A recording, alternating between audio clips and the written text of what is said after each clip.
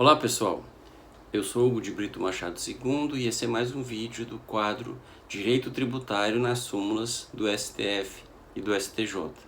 No vídeo de hoje será comentada a súmula vinculante número 57 do Supremo Tribunal Federal, dedicada à imunidade tributária do livro.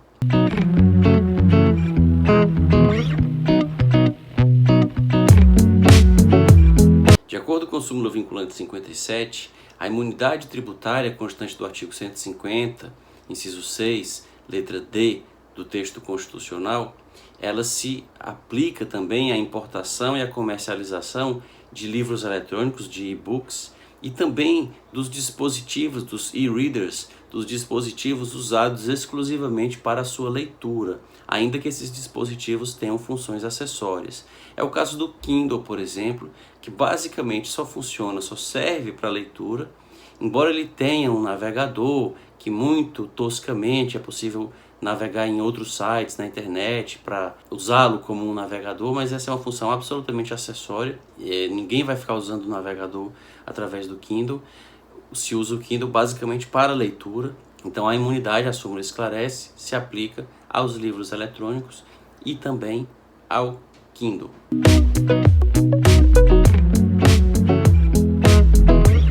Ou aos dispositivos análogos, eu me referi aqui a Kindle como uma metonímia, aos e-books. O que é importante destacar a respeito dessa súmula? Em primeiro lugar, o fato de que o Supremo Tribunal Federal levou um longo tempo para decidir esse assunto. Desde 98, desde o final dos anos 90, que já existem estudos, já existem teses, o professor Hugo de Brito Machado, pai, coordenou um livro no final dos anos 90, por iniciativa do professor Fujimi Yamashita, então proprietário da IOB, pediu que fosse feita uma coletânea sobre esse assunto, reuniram-se textos de diversos estudiosos e foi feita essa coletânea. Trata-se deste livro, a imunidade tributária do livro eletrônico, porque já nos anos 90 havia computadores e pessoas já usavam. A internet começou a ser utilizada no país em 94, 95, e já havia computadores em que se podiam ler livros que na época eram comercializados através de CDs. Se compravam CDs, havia o CD-ROM, por exemplo, do Teotônio Negrão, do Código Civil, do Código de Processo Civil do Teotônio Negrão, com todas as anotações, todos os comentários, as notas à jurisprudência feitas por ele. E se discutia na época se a imunidade se estendia a esses suportes. E vejam que o Supremo Tribunal Federal levou nada menos do que 22 anos para se pronunciar a respeito do assunto. Já havia questionamentos na jurisprudência, provocações feitas por contribuintes, por editoras, sobretudo, que tinham suas versões eletrônicas, suas versões em CD-ROM dos seus livros. Mas, inclusive, depois de muitas idas e vindas, o STF, durante muito tempo, ele julgou equivocadamente casos que diziam respeito ao livro eletrônico, como se estivesse julgando outra coisa. O velho problema do Ctrl-C, Ctrl-V, de colocar um processo numa pilha de casos iguais, quando na verdade aquele caso não é igual. Quem faz a triagem às vezes não tem como saber ou não percebe, não dá atenção devida a isso. É um problema que pode inclusive continuar e se projetar, ficar ainda maior com o uso de algoritmos que vão passar a fazer essas funções de seleção de casos semelhantes para aplicação de precedentes. Para a gente saber o que é um caso semelhante, para aplicar o precedente é fácil, aplicar o precedente a um caso semelhante parece uma coisa mecânica. Mas saber se o caso realmente é semelhante ou não, não é tão mecânico assim. E foi o que aconteceu nessas situações que mencionei, porque os primeiros pronunciamentos do STF sobre a questão da imunidade dos livros eletrônicos, eles vieram em casos em que foram proferidos acórdãos, por exemplo, dizendo que a imunidade não se estende a insumos diversos do papel, e aí se invocavam precedentes que falavam da tinta, que falavam das máquinas do jornal, que eram usadas, as impressoras, e aí se dizia que na mesma ordem de ideias não era possível aplicar a imunidade ao livro eletrônico. Quando a questão colocada no caso do livro eletrônico é outra, não está se relacionando a outros insumos diversos do papel usados para fazer um livro de papel. Você está discutindo um livro que não é de papel. É uma discussão completamente diferente, portanto esse precedente foi mal aplicado. O Supremo aplicou também, julgando questões relativas ao livro eletrônico, o precedente também do final dos anos 90, que trata da tributação do software, que diz que se tratar de um software de prateleira, um programa que na época era vendido nas prateleiras das lojas, através de caixas que dentro continham CDs ou disquetes, a pessoa comprava essas caixas e levava para casa a mercadoria, o corpus mecânico, um objeto físico. E aí o Supremo disse que nesses casos haveria incidência do ICMS. Já se o programa fosse feito por encomenda, uma faculdade, por exemplo, contratasse uma empresa de TI para fazer um sistema de apoio ao professor e aos alunos, para que os professores possam colocar material, para que os alunos possam ver esses materiais, lançar notas, os professores possam lançar as notas, os alunos possam ver as notas lançadas. E isso é feito por encomenda. A faculdade diz como quer que o programa seja feito. O programa é feito exatamente como ela pede, aparece com sua logomarca, aparece com as características que foram solicitadas. Nesse caso, haveria a incidência do ISS. Foi o que decidiu o Supremo num primeiro momento, no final dos anos 90. E sem entrar aqui na discussão relativa à tributação do software em si mesmo, o fato é que o Supremo aplicou esse precedente aos livros, numa das questões que chegou ao seu julgamento, e também foi uma aplicação indevida, porque se programas de computador, sendo feitos por encomenda, se sujeitam ao ISS, sendo feitos de forma padronizada para serem vendidos nas prateleiras, na época, eles se sujeitariam ao ICMS, isso nada diz em relação ao fato ou à circunstância de esse software ser um livro, ou do conteúdo, não se trata provavelmente de um programa, mas de um arquivo de dados para ser lido por um programa constante do e-reader que contém um livro. Então as duas aplicações foram equivocadas. Mas o Supremo Tribunal Federal, inclusive em um desses casos provocado por recurso das partes, de uma das partes, do contribuinte naturalmente, o Supremo terminou se pronunciando sobre o assunto em um momento bem mais recente, e esse pronunciamento foi que originou essa súmula. E aí, breves observações a respeito dos efeitos dessa demora. Se por um lado foi ruim a demora, porque o contribuinte passou muito tempo esperando por uma resposta sobre se o livro eletrônico seria imune ou não, e essa resposta inclusive veio primeiro do legislador, a Lei Complementar 157, que atualizou a Lei Complementar 116, que trata do ISS. Ela adaptou e atualizou a lista de serviços constante dessa lei, incluiu serviços como o streaming, e aí uma discussão à parte, saber se o streaming é mesmo um serviço, se pode ser tributado pelo ISS, vamos deixar isso de lado aqui. Mas ao incluir o streaming, a Lei Complementar 157 disse, salvo em se tratando de livros eletrônicos, porque são imunes. Então a Lei Complementar, que tem o papel de disciplinar as limitações constitucionais do poder de tributar, nos termos lá do artigo 146 do CTN, antes do Supremo já havia reconhecido a imunidade do livro eletrônico. Então se alguém fizesse, por exemplo, a assinatura do Amazon, do Kindle Unlimited da Amazon, para ler quantos livros quiser, na hora que quiser, do jeito que quiser, pagando um valor mensal. Esse serviço, que seria um streaming de livros, uma assinatura de livros, ele não ficaria sujeito ao imposto devido, se o imposto fosse o ISS ou o imposto que fosse. Ele estaria imune por conta do que dispõe a Lei 157, que estaria nesse ponto explicitando o artigo 150, inciso 6, letra D.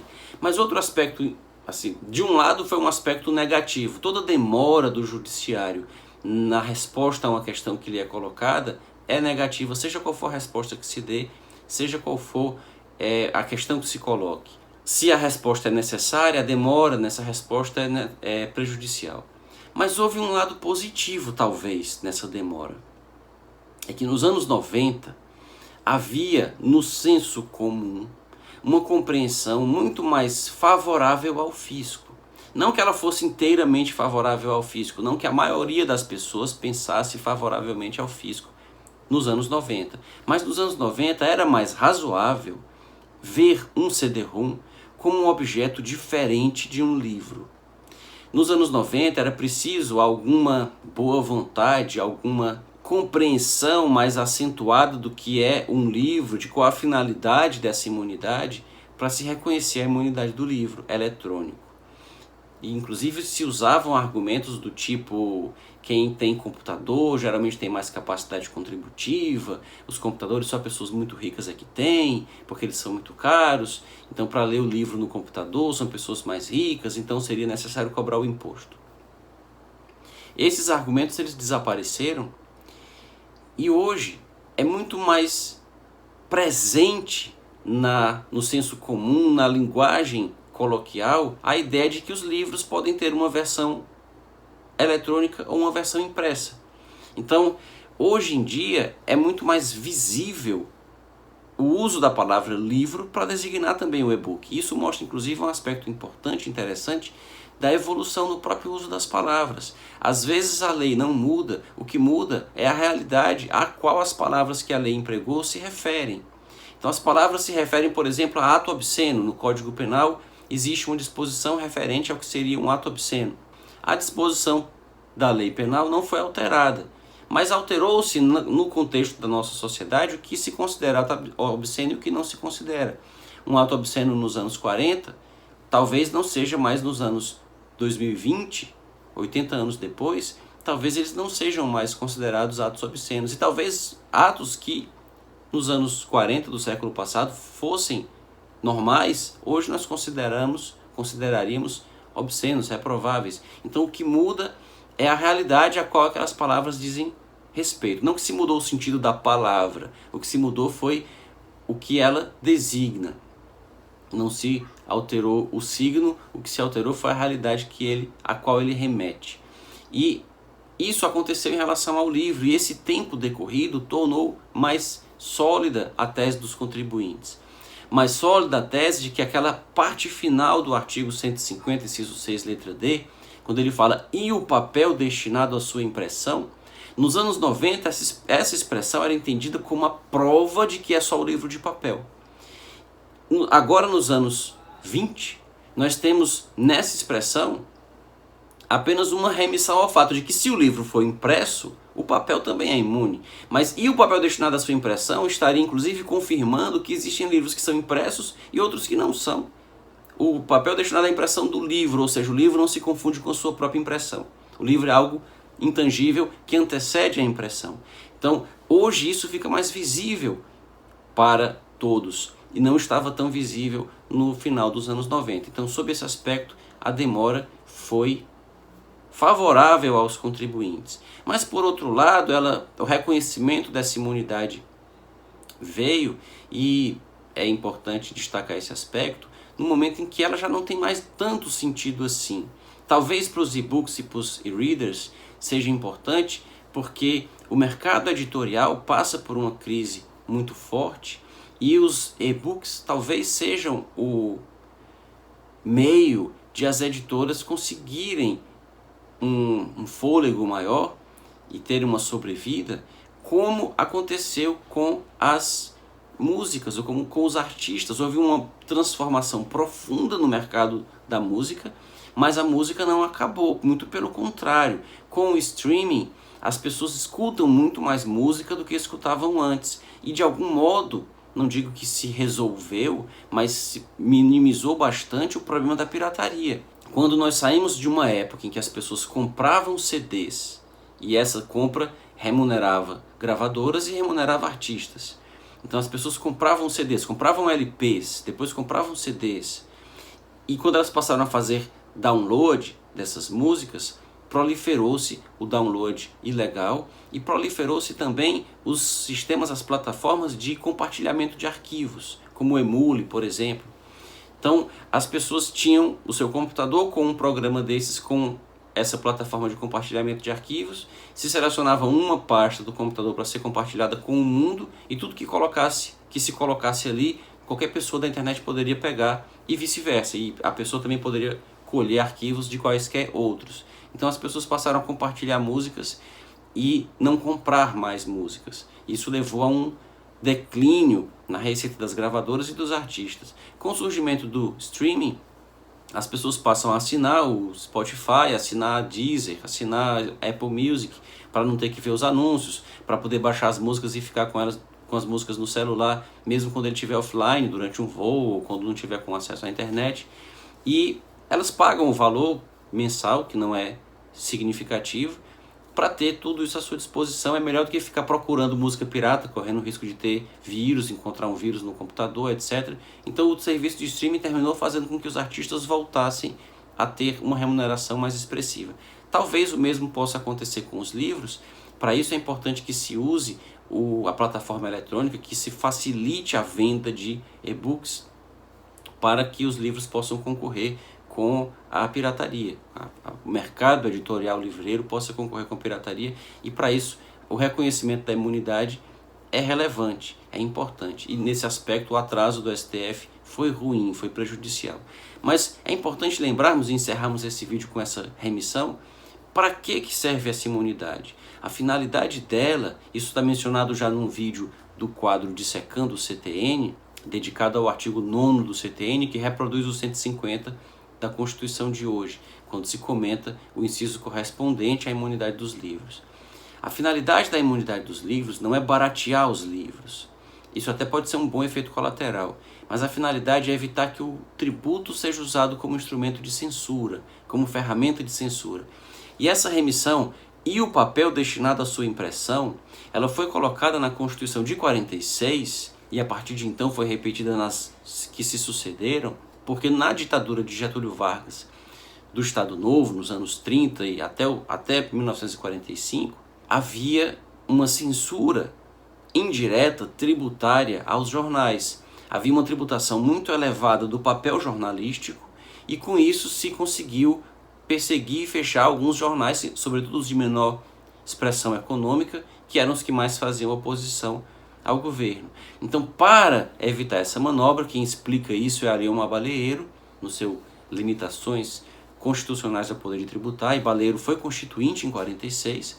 Então, Baleiro explica que isso foi colocado na Constituição para evitar essa manobra, para evitar que o tributo seja usado como instrumento de censura.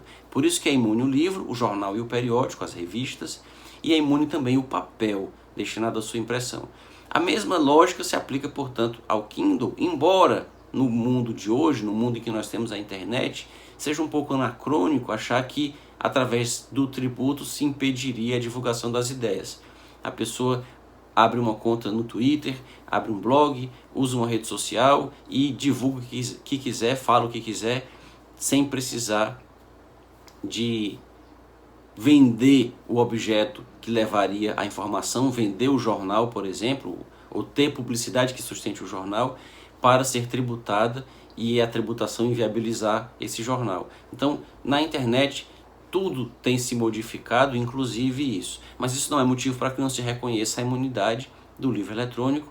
E como fez o Supremo, aí sim, numa extensão clara, e o Supremo às vezes interpreta as regras imunizantes de maneira restritiva, às vezes ele interpreta de maneira ampliativa, que pelo menos ao meu ver seria a maneira correta de interpretar essas regras, porque são regras que protegem direitos fundamentais constantes do texto constitucional.